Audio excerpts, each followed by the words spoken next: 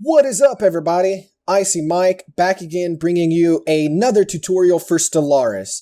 And today we're going to be talking about the most important topic you could ever talk about in strategy games, and that is the early game strategy. Specifically in Stellaris, it's even more important because you're actually trying to do two things at once. You're trying to build an economy, and you're also trying to grab territory quickly. Because the more territory you start off with, the more you have to work with, and the quicker you can grow. So I'm going to take you step by step through the beginning stages, giving you tips on how to expand at a faster rate early on that should help you get an edge on your opponents. But I do want to throw in one disclaimer. I'm not claiming this is the very best strategy ever invented, but in all my playthroughs, this is what I use because I have found that it has a much higher success rate. But it is not going to guarantee wins because a lot of it deals with variables based on how close people are to you. Like on this one, I have a neighbor already. Like we're already having border friction here. It also depends on your race. Like what modifiers do you have? All that stuff comes into play, and so that could really affect on how things are done. But I think this will give you guys a good foundation to work off of, and you can kind of add in your own twist to it as you progress through the game and as you see what's thrown at you. So I've kind of already played a little bit, but I want to go ahead and, because I didn't want this tutorial to run too long, but I want to walk you through the steps I've taken in order to get where I'm at and then what I would take in the future. So through research, the first thing I did was the colony ship. Always, always, always, always do the colony ship without a question. If you don't choose a colony ship, you're really putting yourself behind. And it's available at the start every time. Make sure you choose it. Or otherwise, if you don't get it the next one, you're really screwed and you really need to grab colonies as quick as possible. Hey guys, doing a quick voiceover here. I just wanted to reiterate that I did not select the research here because I was doing a tutorial, so that's the reason why they're left blank. But in any playthrough that I would normally play, I would definitely choose my research right off the start to get them done as quickly as possible. And I just wanted to make that note for you guys so you weren't confused. So when you see them not researched through the remainder of this tutorial, just assume that in a playthrough they would be researched. The next thing I want to suggest, which I've already researched, the solar panel networks. I've already researched them. This was a choice that I already had. And if you have the ability to do solar power networks or power plant 2, choose them because power early on is king. The way it progresses is early on, you're going to have a lack of a power more than you're going to have a lack of minerals. Or you're going to have a lack of both. But typically it's power because once you start really grabbing a lot of colonies at once, grabbing that territory, you're going to have a lot of colony ships, you're going to have a big army, and you're not going to be able to maintain a big army without a lot of power. Later game, you're going to be lacking materials.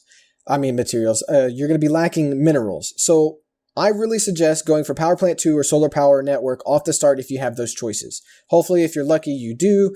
And I really like Solar Power Networks because you can throw those on all your planets, and when they go into sectors, they're there and they're still producing power. So they're really a useful module to have on your spaceports.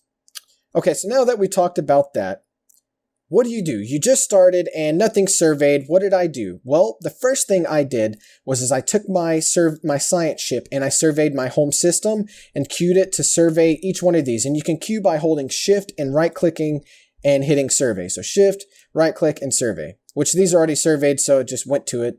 But anyways, you guys get the picture. Now, meanwhile, while my science ship is surveying what I already own, or what's already my territory, this is a good tip for you guys. Select your military fleet and have them survey, or not survey, but just make sure they're usually set to passive already, but just double check. And have them just queue up, just right click and have them hop in every system. So this system isn't surveyed. So I'm just going to have them go on the outside first and work my way in. And what this does is this identifies which systems are hostile. Because if you put a science ship in a queue, like if you queue up a whole bunch and it hops into a system with hostile ships, because it's set to evasive, it goes to your home world and then that queued up path is erased and you're going to have to come back and re-queue it again. And it'll keep happening over and over. So like if I had sent my science ship through all these systems, I would have had to keep remaking that path because they kept evading the armies. But if you put your military fleets in all these systems, then you already know which ones are hostile. But word of warning, I have had my military fleets get attacked before they could jump out and get destroyed but I think the risk outweighs the reward. So just keep an eye on that, but that does happen. So my military fleet hops in all these, and then after my science ship surveys my inner system, I start surveying the outside and work my way in. And that is because if I find a colonizable planet on the outer rim, or however far I can go, then I can capture more territory that way. I don't capture much territory if I just colonize this planet here. I literally will just grow a little bit.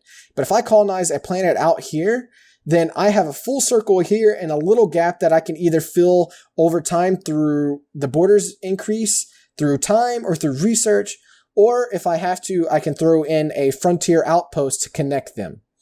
And that is usually how I expand, is I just kind of basically build a line. And then you'll find a cluster of colonizable planets, and you can always come back and colonize them later. So I just kind of build a line here, and I would want to expand towards this outer edge and kind of grow this way. And the reason why is because this outer edge is just natural defense. No one can attack you from this side. They're going to have to come from one side. So I love building on the edge. That's just my preference. So yeah, I'm going to survey this, build from the outside in. But meanwhile, so while that's all happening, I've just surveyed this system and I want my construction ship to build, because I need to build these stations to increase my output. Now, usually my personal preference is I ignore research stations off the start, because you already research at such a fast rate. There's not much time to research these things. Like this takes only 13 months. This takes 240. This one only takes 240. And then if you do the policies to get the encourage free thought, it even goes faster.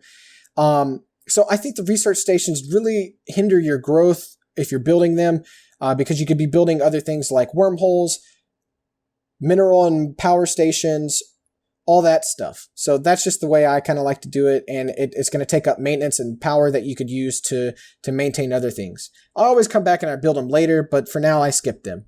So my construction ship moves out. He builds a wormhole and I start surveying. And now I need to colonize.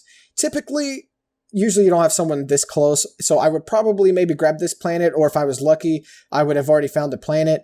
But I would go ahead, and if you haven't finished your colony ship, you go ahead and make sure that colony research finishes. And meanwhile, while that's finishing, I focus on my homeworld. So I haven't colonized anything yet. I get my homeworld and I want to max out everything. Usually I stick to the modifiers for mineral and power and food. Whatever my planet gives me, that's what I give. And I also like to clear it first before I colonize if I can. But depending on what kind of game is and how close your people or your neighbors are, you may want to skip out on these. So like, because these guys are so close, you're going to be growing, I'm probably going to colonize before I clear these. But I also, on my homeworld, I don't listen to the research modifiers here, because I'm going to build a research sector later on that's going to give me a bigger output than building one little research station on my homeworld. Because when I throw my planets into sectors later on, I'm going to be down to one planet, and this homeworld is going to need to be able to handle certain things. And I would rather it to be able to give me more minerals and more energy. So that homeworld I'm building, so here I would probably do, like another power plant or something, I don't know, or food.